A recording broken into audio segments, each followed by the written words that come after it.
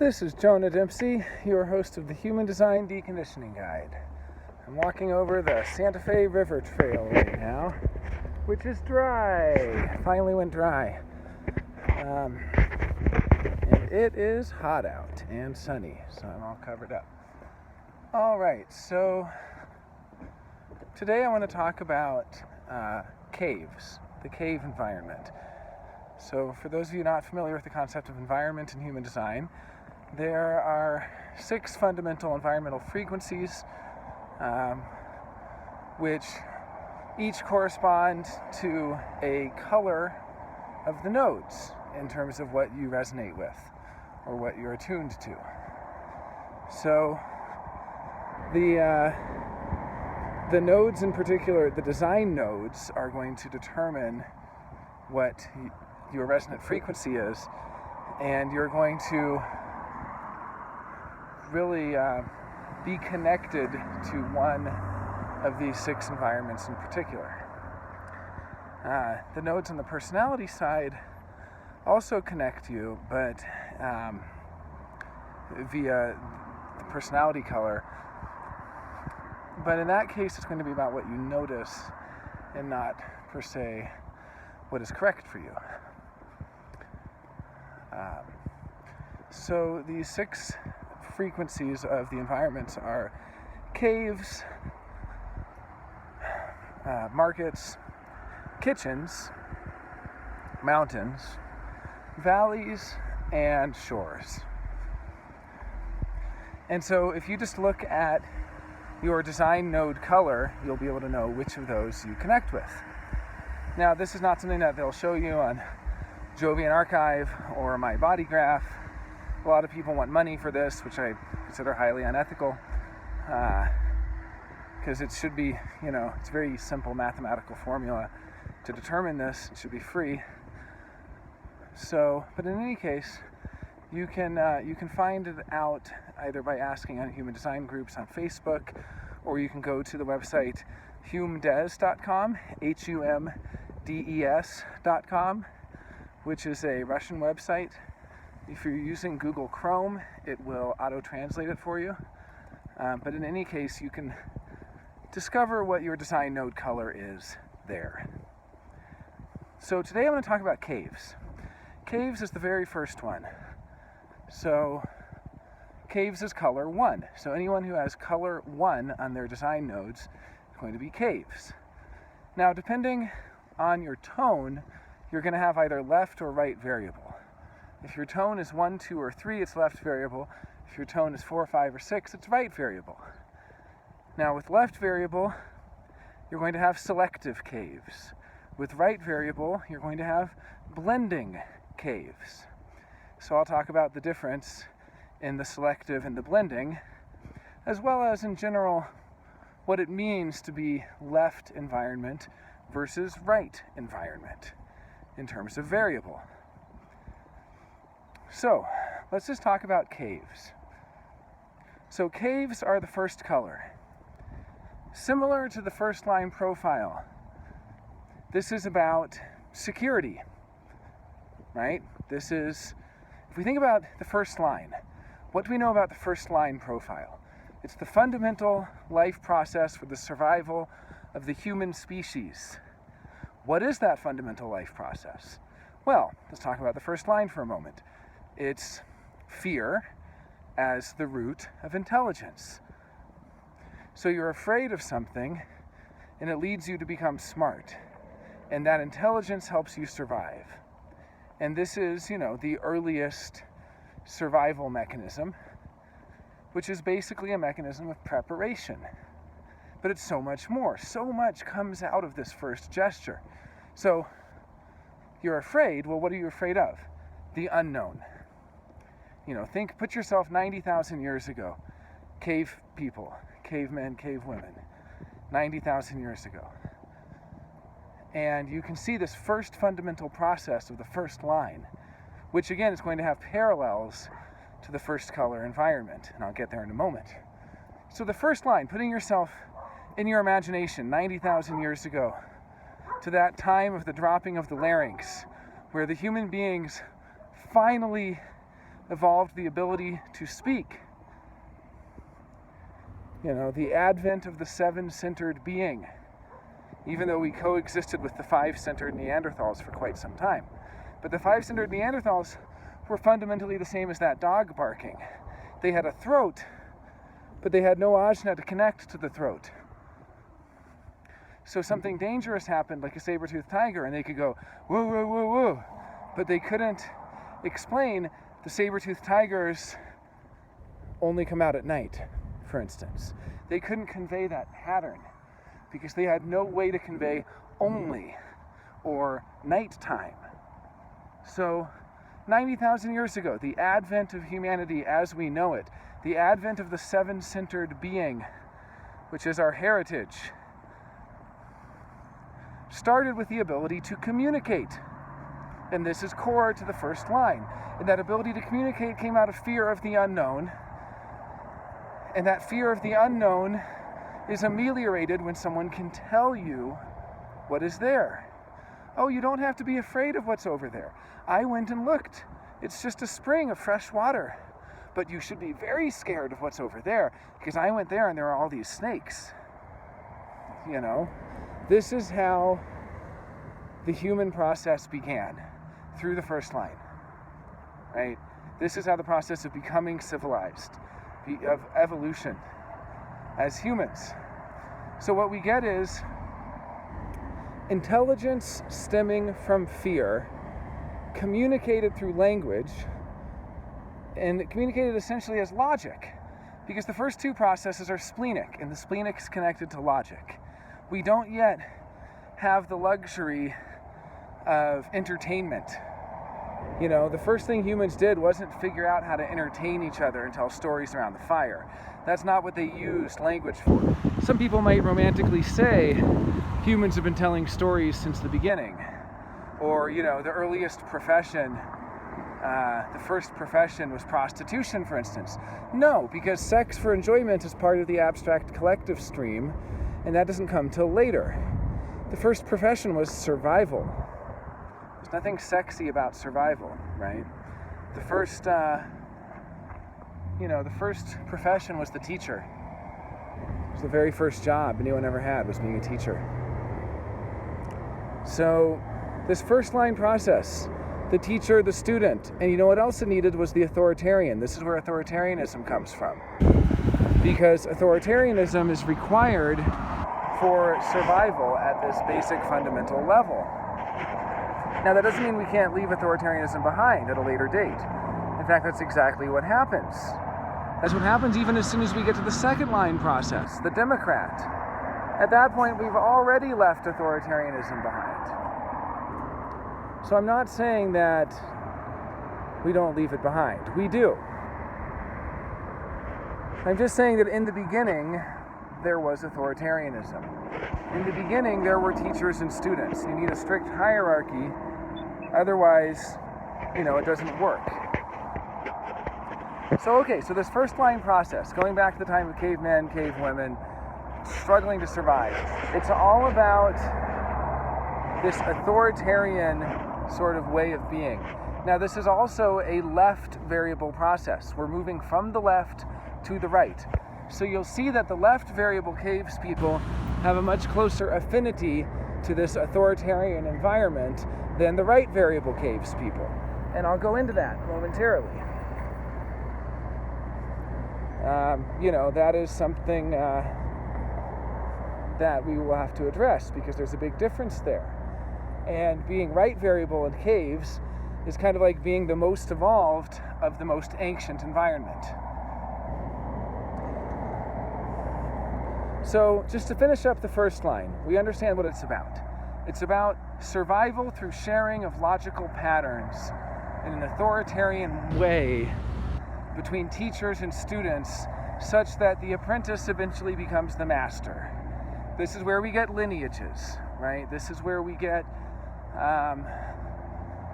the whole idea of the apprentice and the master, and so on, down through these generations. We get the oral traditions of tribal peoples and things like that.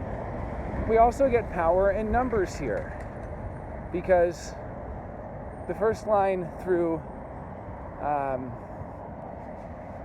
basically it connects to the first color motivation, which is the communalist separatist.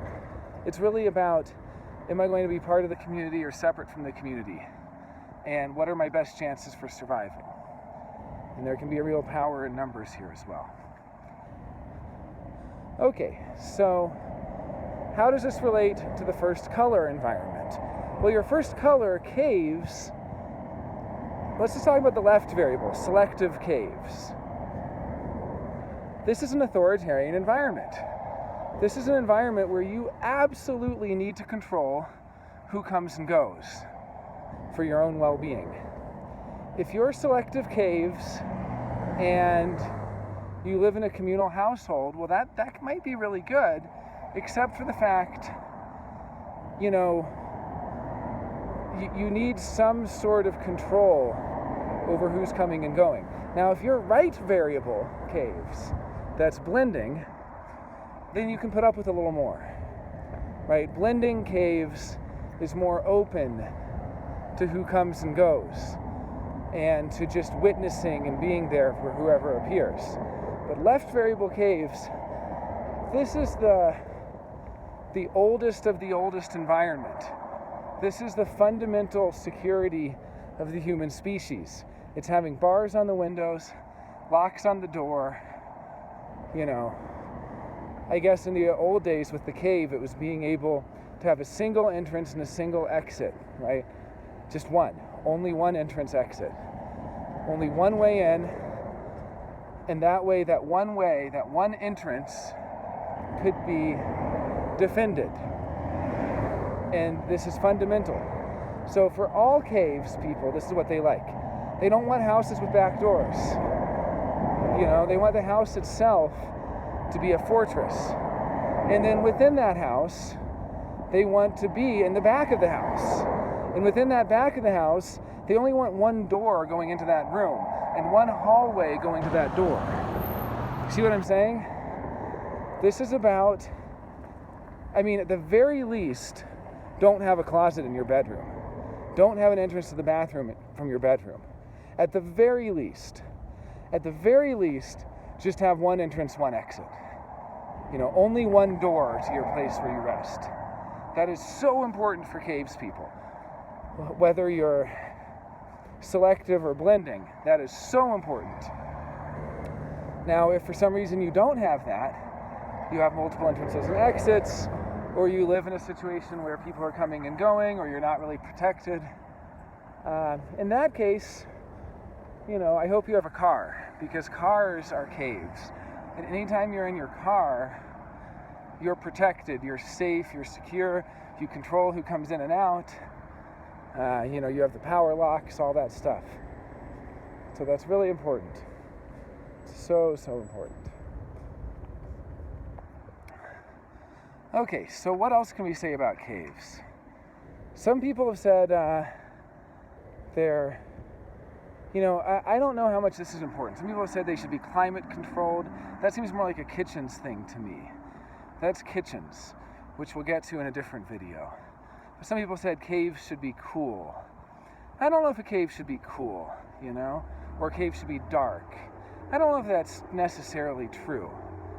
I mean, I'd be curious to hear what others have to say about this who have caves. I do understand that when you're in a car, a lot of times you have the AC on if it's hot out, and you're also protected from the sun. So I guess there is something about not being exposed, right? Not being exposed to the elements. Having a respite where you can get away from the elements. But a cave can also be warm, right? In the winter. It can keep you warm. It's womb-like. Okay, so what else can we say about caves? Well, caves are part of the hardscape. So unlike what you might think, cave people are actually designed to be in close proximity to a lot of different auras. They're designed to kind of have a lot of auras around them. They're actually designed for cities. So if you're a cave person, living in an urban environment is actually quite healthy for you. Stimulating to your immune system. Getting the different all the different contact to different auras and different germs people have that stimulates your healthy immune system that can handle all of these different germs. So that's part of it too. I mean, you can live communally. It's really just, if you're selective caves, you're very selective about who gets allowed into your cave. You're very selective. You have to give permission. I mean, this is like perfect for these people to have, a little video camera where the person comes up to the video camera and talks through an intercom and they get buzzed in. That's so perfect for a cave person. So that cave person is so defended, so protected, and then they get to allow someone in. Now let's just talk a little bit in general about left versus right environment, because then you can kind of understand how this ties into cave as well. So left environment's where we came from, and that's an active environment. It's where you are basically in activity. You are active. So a left environment is where there's a certain amount of bustle going on. There's a bustle, and nobody's really looking that closely at each other. There's not a lot of watching going on in a left environment. No one's really watching. Instead, they're doing. Because watching and doing are different, If you're watching, you need a lot of stimulation. You need a lot of things to stimulate you. So if you're in a right environment, you need things to watch. You need people to watch. You need entertainment to watch. It's death for a right environment person to have nothing to watch. But for a left environment person, you could be in an empty room. Not really. You're going to need some sort of stimulation, whether through smell or taste or visually, since those are the three left variable tones. And I should be clear that for a right variable person who's inner vision, they're not going to need a lot of stimulation because they're going to be watching their own imagination, so to speak. So I don't want to overly generalize here. But the point is, left environment is active. It's a very active environment. So if you're selective caves, you're left variable caves, you're a very active cave person, which means that your correct environment is where things are happening. You're doing things. You're milling about the house. You're fulfilling chores. You're, playing games. You're interacting in these ways. Now, if you're right environment, you ever walk into a room and it's almost like walking into an opium den? Everyone's sitting on the couch, like couch potatoes, watching a movie, and everything's really subdued and chilled out. That's a right environment. That's a slow death for a left variable person. The right environment person needs to sit and get comfortable and watch, right? So if you're a left environment and you go to a gallery, the first thing you're going to do is find the back room, and then you're going to do something. You're going to have an activity. You're going to have a task or a strategy or a goal, and it's going to be correct for you if people are all kind of trying to fulfill that goal. Like, you go to the room where the bartender is making drinks. That's great. That's a very left activity. Especially if there's that certain frequency of energetic. But if you're a right variable in that same gallery, you're going to find a bench to sit on, and you're just going to watch the people come and go. Now, granted, what you do does not change the environmental frequency. It's not like you have any control over the frequency.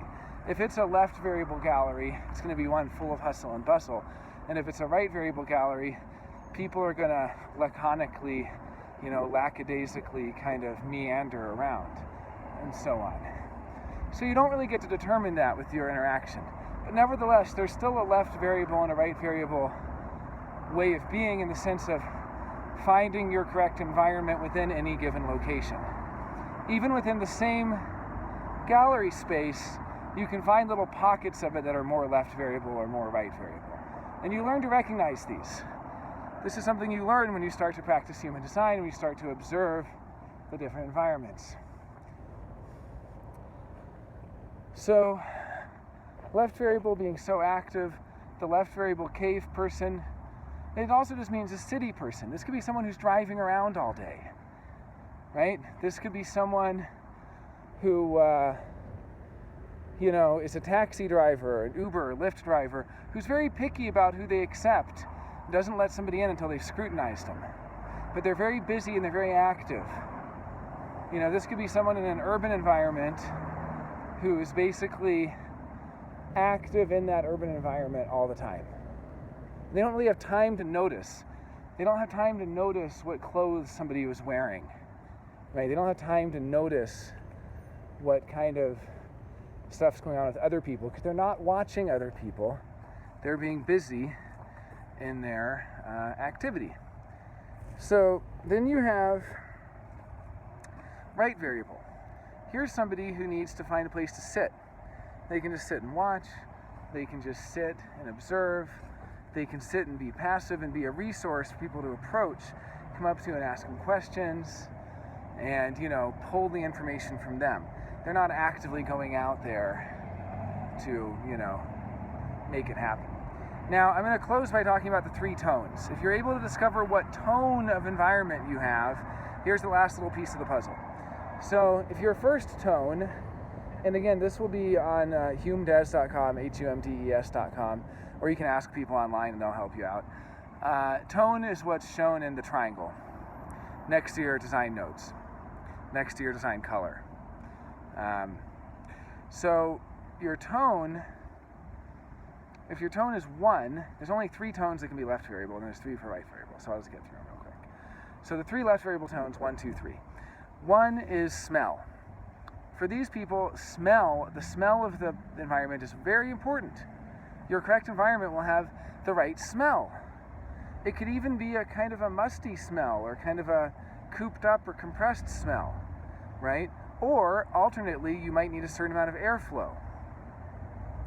So, but you're going to be on one side or the other of this, and you're going to either need to prevent the airflow to kind of cultivate a certain smell of the environment, or the opposite, you're going to need to get a certain amount of airflow. But I would say being caves, it's probably the former, since caves are all about controlled environments. So I think it is a certain kind of cultivated mustiness that's correct for you. Now, second tone is taste. For these people, it's all about being very selective, very, very selective, very particular, very narrow channels, and it's going to be much harder to find the right kind of place for a second tone person, because it's all about being so discerning and so selective, so particular, so picky, right? But still, there's going to be something about taste here, and something about breathing, right? So you can go in, you want to breathe in to that place and kind of notice how the place tastes to you. Okay, third tone is going to be outer vision. So this is basically, you're going to need a certain amount of visual stimulation. So outer vision people, they might need paintings on the walls, or they might need a certain color palette, and they might need something to look a certain way. And having that visual stimulation is very important. Now when we get to the right variable, fourth tone is inner vision. So that's going to be very minimal. These people actually don't need a lot of distraction. This is like a cave environment with like very sparse walls, right? Maybe even kind of spacious. Space to think. Fifth tone is sound, but it can also be feeling, right? Or auric frequency. For these people, they might be very sensitive to electronics. I know someone who actually put their refrigerator outside because the buzz of the refrigerator bothered them so much. So when you're really sensitive to the electromagnetic frequencies, you may even consider, I know someone else who had planned to make a digital free zone where you have cubbies in the foyer where you leave your cell phone and all your stuff. Then you go in and it's all candle lit and stuff like that. Or I guess an electricity free zone. Or if you've seen the TV show Better Call Saul, the brother of Saul Goodman, Jimmy, is highly sensitive to electromagnetic frequencies. So this would be a fifth tone. And finally, the sixth tone, touch. And if your sixth tone environment, you're gonna actually want a very tactile environment where to move through the room, there's a certain amount of touch that occurs. Like you have to brush past the furniture, you have to touch the ottomans and so on. And the textures and the fabrics are very important. So you can kind of see how these, you can do your own synthesis to see how these might play out in terms of the caves environment. And there's obviously way more ways to deconstruct these, far more. I mean, for instance, outer vision people might have shelves of objects to look at. That may be something they really enjoy. Or a taste person might have very narrow views of only the most pleasing area. They might intentionally block, they might block other views because a big part of what they're doing is blocking out what's not appropriate for them.